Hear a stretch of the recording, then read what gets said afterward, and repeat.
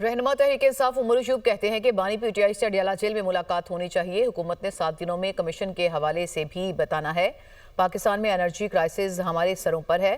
Capacity payment की वजह से बिजली की कीमतें बढ़ रही हैं। उन्होंने मजीद क्या कहा, आपको दिखाते हैं।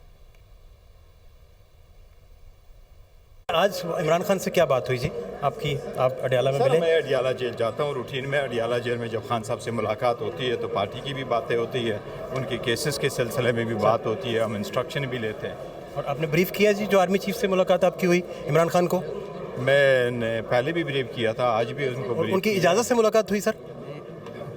मेरा सारा कुछ खान साहब के हिदायत के मुताबिक चलता हूँ। कभी भी मैं खान साहब के हिदायत के मुताबिक नहीं चलूँगा। मैं दाएँ जाऊँ, मैं बाएँ जाऊँ, वो खान साहब के लिए होगा, खान साहब की हिदायत के मुताबिक होगा और खान साहब ही के लिए होगा। तो आर्मी चीफ ने कोई बताई जी अपना रिहाई के लिए कोई बात ऐसी या कोई ऐसा डिस्कशन हुआ जो?